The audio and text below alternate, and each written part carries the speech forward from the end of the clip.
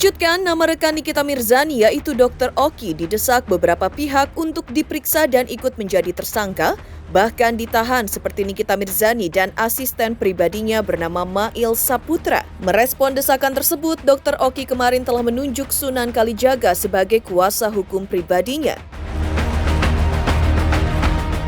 Sunan yang ditemui awak media kemarin menegaskan bahwa tudingan kliennya terlibat dalam kasus dugaan pemerasan Nikita Mirzani terhadap Dr. Reza Gladys sebagai hoaks belaka. Lantas, apa alasan Sunan menyebut dugaan keterlibatan Dr. Oki sebagai hoaks semata? Lantas, seperti apa pula tanggapan Rasman Arif Nasution selaku seteru Nikita Mirzani atas langkah Sunan Kalijaga kemarin? Serta seperti apa kondisi Nikita Mirzani di dalam tahanan Polda Metro Jaya? Pemirsa, bersama Intens Investigasi, kami hadirkan kabar terkini, terpercaya dan teraktual. Tetapi sebelumnya jangan lupa untuk like, subscribe, dan juga share channel YouTube ini.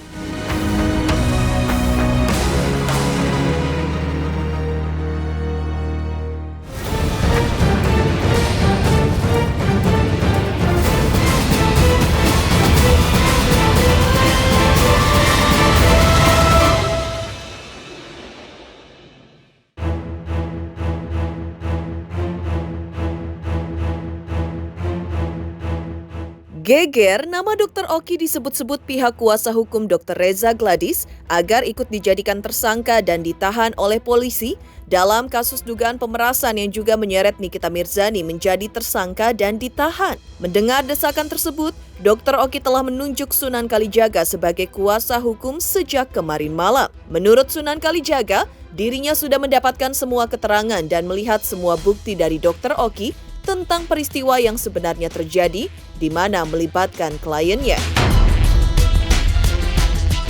Menurut Sunan Kalijaga terkait tuduhan atas kliennya yang diduga ikut terlibat dalam kasus pemerasan Dr. Reza Gladys, menurutnya hanya hoaks. Pasalnya, ia sudah melihat alat bukti yang ditunjukkan oleh Dr. Oki serta mendengar langsung ceritanya, dan menurut Sunan, kita tidak boleh mendahului proses hukum.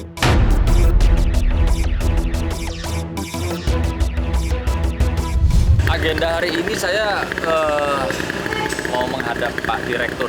Ya. Setelah tadi malam saya menandatangani kuasa dengan Dr. Oki, ya 2,5 jam Dr. Oki saya wawancara terkait dengan apa sih peristiwa yang terjadi yang melibatkan Dr. Oki. Saya juga harus melihat dan mendengarkan alat bukti yang dimiliki oleh Dr. Oki. Ya, sehingga saya mantap untuk menjadi kuasa hukumnya Dr. Oki karena saya sudah mempertanyakan beberapa pertanyaan selama 2,5 jam tadi malam. Itu saya bilang sesuatu yang saat ini masih saya anggap hoaks ya, karena tadi malam saya betul-betul melihat ya dan mendengar. Tentunya melihat alat bukti, mendengar langsung ceritanya dari Dr. Oki maupun ada rekaman-rekaman ya, baik itu video maupun rekaman suara.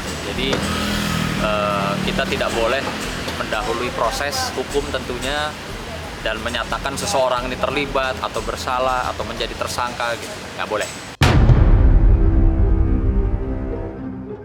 Tak hanya itu, Sunan Kalijaga juga meluruskan posisi Dr. Oki dalam kasus Nikita versus Dr. Reza Gladys. Menurutnya, kliennya terlibat pembicaraan dengan Dr. Reza Gladys lantaran ia mempunyai banyak teman, termasuk para dokter, para pemilik skincare, serta menurutnya kedekatan kliennya dengan Nikita Mirzani bukannya sebatas pekerjaan, tapi juga sangat dekat sebagai teman, dan menurutnya seseorang pemilik skincare yang merasa ketakutan karena direview oleh Nikita Mirzani, maka orang-orang ini mencari kliennya untuk bisa berkomunikasi dan menjembatani kedua pihak. Menurutnya, kliennya orang yang baik serta tidak suka keributan dengan siapapun. Meski menjadi jembatan, Dr. Oki mengaku melalui Sunan Kalijaga bahwa dirinya tidak pernah menikmati atau menerima apapun atau meminta apapun dari pihak-pihak yang berseteru.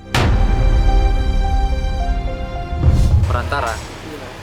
Jadi begini, Dr. Oki ini kan punya banyak teman. termasuk para dokter-dokter kecantikan yang juga memiliki skincare. Nah, tentunya juga kita ketahui Dr. Oki ini kan kedekatannya dengan Nikita Mirzani, selain memang Nikita itu sebagai BA, brand ambassador, dan juga secara pertemanan mereka dekat. Nah, sehingga ketika ada seseorang, baik itu dokter ya, atau pemilik skincare, atau yang merasa dirinya mafia skincare itu ketakutan karena direview mungkin barangnya sama Nikita, maka dia atau orang-orang ini mencari siapa yang bisa berkomunikasi atau menjembatani mereka dengan Nikita Mirzani. Kurang lebih seperti itu. Nah, dokter sendiri, saya mengenal Dr. Oki itu dari tahun sekitar ada 5 tahun lalu ya. Saya tahu karakter beliau tuh orang baik. Beliau orang nggak enakan. Beliau tidak suka ribut.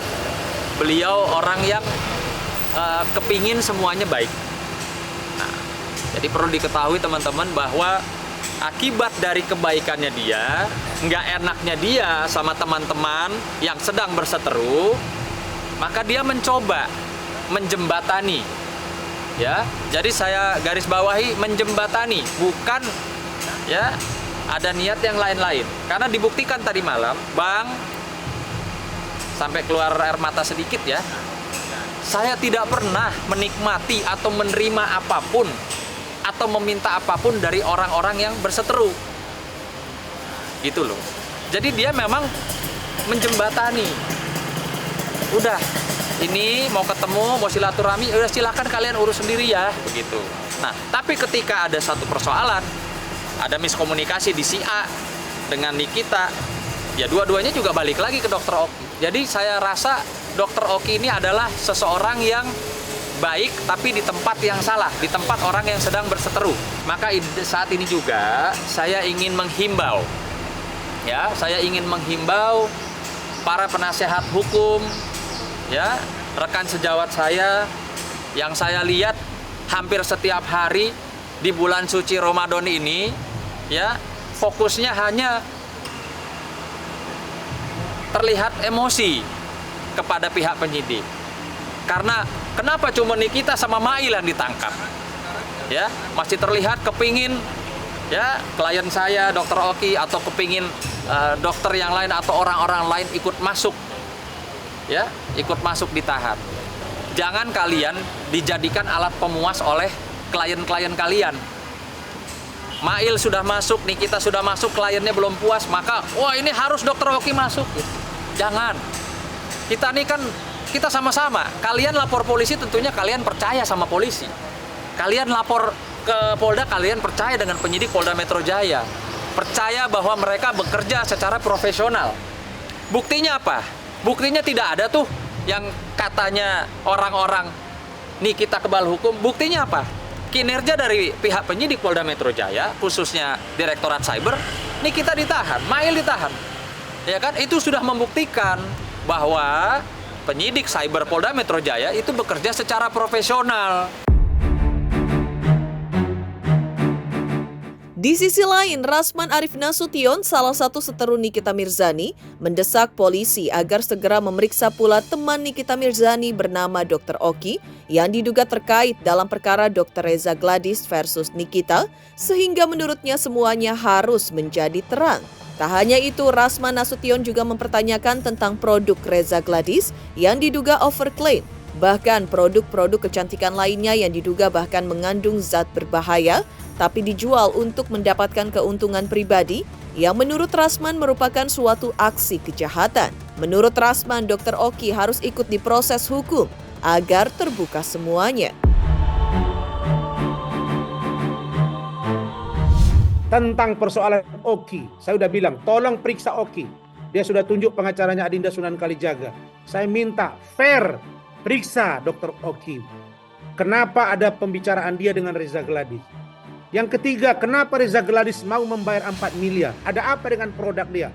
Overclaim dan lain-lain dan lain-lain. Ketika produk dijual tidak sesuai dengan kecantikan. Bayangin, kalau yang dijual itu sekian juta, terus yang diisi air doang, dibilang ini untuk suntik kromosom. Bayangin, apa itu tidak melakukan kejahatan? Belum lagi yang disampaikan oleh Dr. Tompi, teman saya. Dia ngomong di medsos bahwa hati-hati orang yang overklaim nih, para ibu-ibu ini nih. Hati-hati kalian ini. Disuntik kromosom. Apa kata Dr. Tompi? Tidak ada yang namanya cairan memutihkan orang. Gak ada. Yang ada itu paling bening, orang air isinya. Maka kalau Anda berkulit hitam, masuknya udah kelihatan bening lah orang air. Kira-kira gitu. Belum lagi overklaim, belum lagi hidroquinone, belum lagi merkuri. Saya udah tahu betul karena ini klien saya semua. Jadi kalau ternyata mereka ini ada masalah, ya, mereka memperkaya diri dari produk kecantikan tapi mengorbankan rakyat, terjadi kejahatan, proses. Jadi Dr. Oki harus diproses. Dari Dr. Oki akan kelihatan. Begitu juga dengan dokter detektif. Kenapa dia melakukan review? Berwenang nggak dia mereview obat-obat? Yang berwenang tuh BP POM, dia berwenang. Ini ada apa? Jadi saya ada geng to geng. Rasman Nasution juga menanggapi terkait adanya rekaman pembicaraan antara Dr. Oki dengan Dr. Reza Gladis. Adanya pembicaraan tersebut menurut Rasman Arif Nasution bisa menjadi pintu masuk bagi penyidik Polda Metro untuk memanggil Dr. Oki dan harus secepatnya diperiksa. Ia juga menyinggung soal percakapan di telepon antara pihak Nikita Mirzani dengan Dr. Oki soal uang tutup mulut hingga 4 miliar. Bahkan pada klinik kecantikan yang lain sebanyak 14 miliar. Hal itu pun menurut Rasman bisa jadi alasan Dr. Oki dipanggil penyidik untuk diperiksa. Saya tidak berwenang untuk mengatakan terlibat atau tidak terlibat. Tetapi yang saya katakan bahwa ada rekaman pembicaraan Dr. Oki dengan Dr. Reza Gladis yang kira-kira yang membuat pesan bahwa kita duga something gitu. Nah, jadi tidak elok juga kalau ini tidak diperiksa. Oki. Kemudian saya tahu Oki, saya tahu Reza Gladis, saya tahu Richard Lee karena ini klien-klien saya dulu semua ini. Saya tahu. Maka menurut saya terkait dengan pertemuan Adinda Sunan Kalijaga, ini adik saya ini, ya, dan dia jadi kuasa hukum dari Oki. Saya ucapkan selamat. Tetapi pertemuan Adinda Sunan dengan Pak Kapolda, dengan Dirkrimum, tidak berarti kasus ini langsung dituduh akan mengamankan Oki. Saya tidak melihat ke sana. Nah, jadi kalau Adinda Sunan mengatakan bahwa tidak ada hubungannya, ya pasti akan disampaikan seperti itu. Karena yang disampaikan Adinda Sunan itu yang disampaikan Oki. Apakah benar dia tidak terlibat? Apa latar belakang kenapa dia bertelepon sehingga ada rekaman pembicaraan Oki dengan Reza Gladis? Kira-kira begitu. Dilihat seperti apa kedekatan Oki dengan Nikita Mirzani. Kita udah tahu semua. Apalagi di tentang saya, kami duga Oki inilah yang mempengaruhi. Kan banyak yang ngomong ke kami bahwa Oki ini diduga mempengaruhi klien-klien saya untuk cabut kuasa ke saya. Makanya saya bilang satu-satu mereka bermasalah, biarlah mereka menghadapi risiko dari perbuatan mereka. Cuma saya senyum aja, namanya dia perempuan. Cuma sekarang hati-hati. Kenapa ribut antara mereka? Kenapa?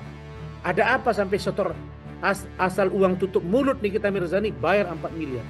Saya dengar lagi ada satu lagi klinik kecantikan yang sedang dikerjai setor 15 miliar. Gila amat. Karena merugikan semua. Idealnya proses semuanya. Reza Gladis panggil, Oki panggil, BP POM yang ke depan. Begitu. Ya saya juga sedih, makanya saya bilang Dr. Oki, lu kemana aja? Ya, makanya saya bilang Oki periksa. Sekali lagi Oki periksa. Geger, Sunan Kalijaga menilai hoaks terkait kliennya disebut terlibat pemerasan Dr. Reza Gladis. Lantas seperti apa respon menohok Tengku Zanzabella usai Nikita Mirzani ditahan penyidik Polda Metro Jaya? Selamat untuk intens investigasi karena sudah mencapai 3 juta subscribers di YouTube. Sukses selalu dan all the best.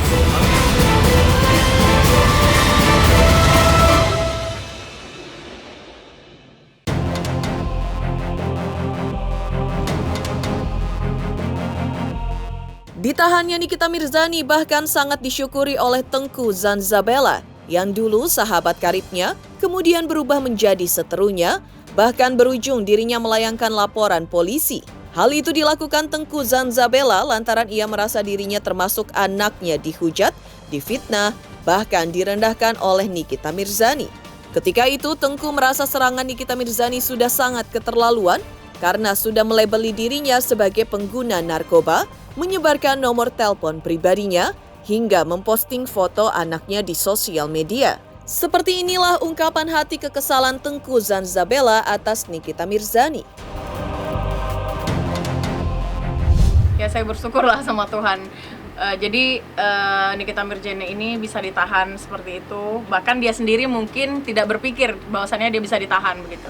Awalnya mungkin puncaknya adalah dia itu menggoreng-goreng ranah pribadi saya, seperti bilang saya itu pemakai narkoba.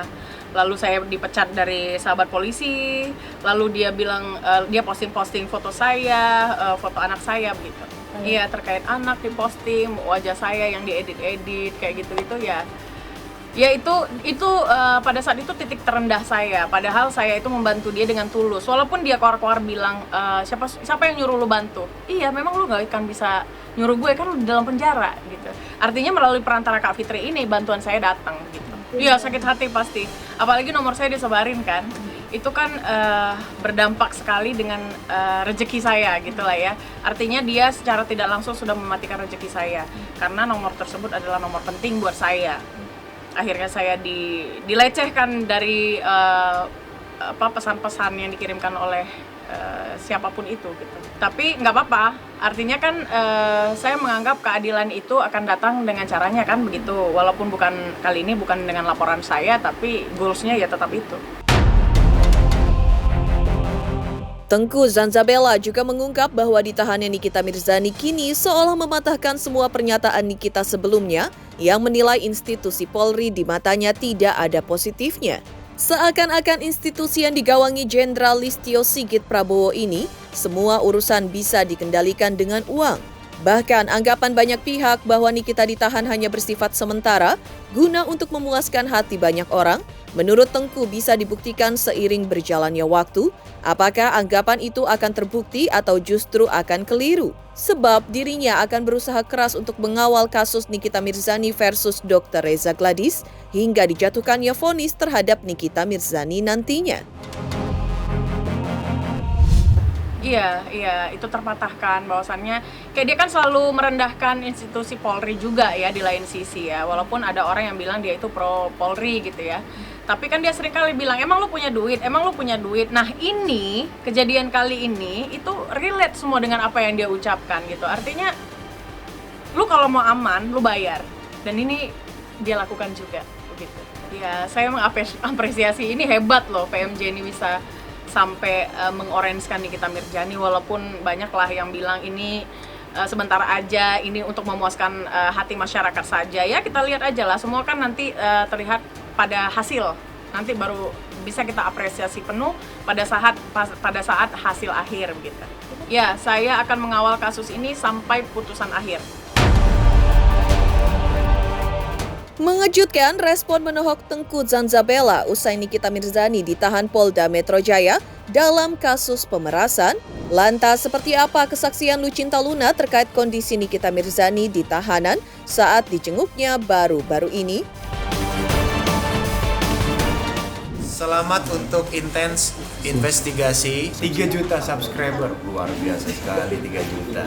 Ya pokoknya semakin sukses lah dan bisa menghadirkan sesuatu yang memang baik untuk diperlihatkan.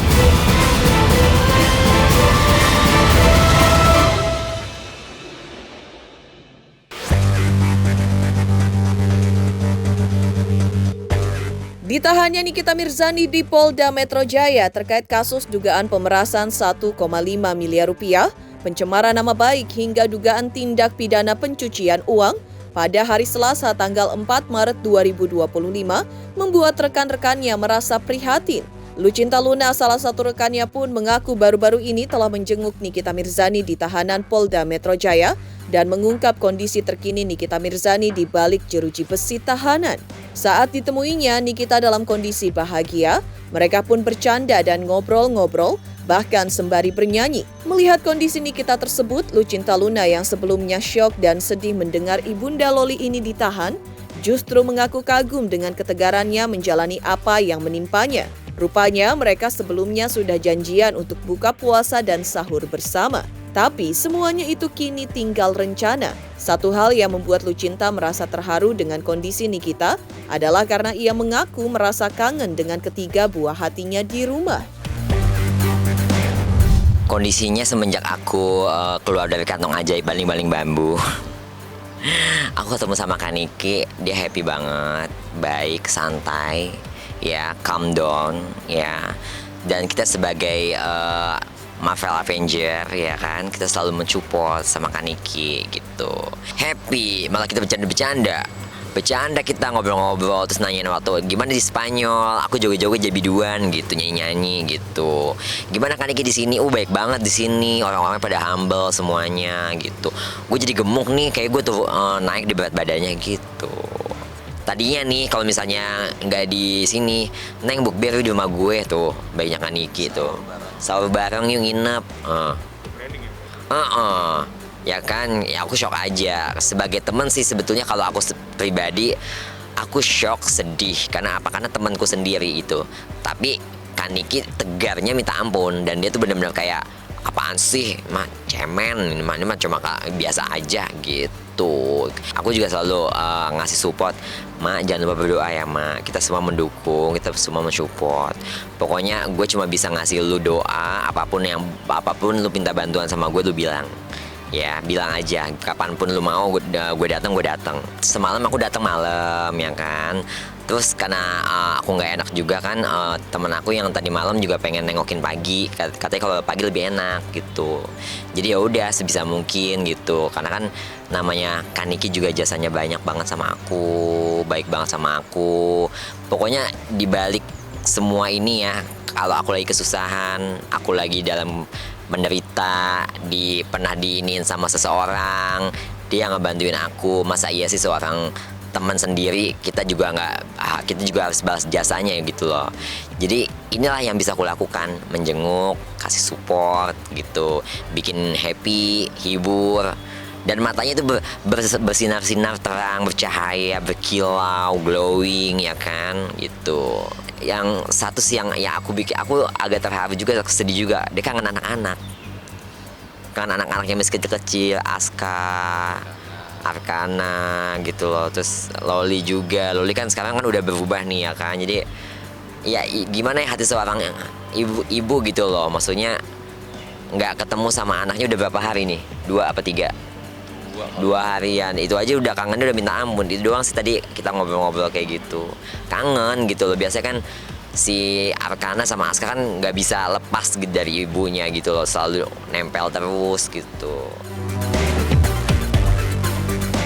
Demikian pemirsa kabar terkini, terpercaya dan teraktual yang kami hadirkan hari ini. Saksikan terus Intens Investigasi setiap hari Senin sampai dengan Jumat, tayang 5 kali sehari. Pada Sabtu tayang 3 kali sehari, yaitu pada pukul 11 siang, 12 siang, 3 sore, 5 sore, dan 6 sore, tentunya hanya di YouTube channel. Dan pastikan jangan lupa untuk like, subscribe, share, dan juga komen channel Intens Investigasi.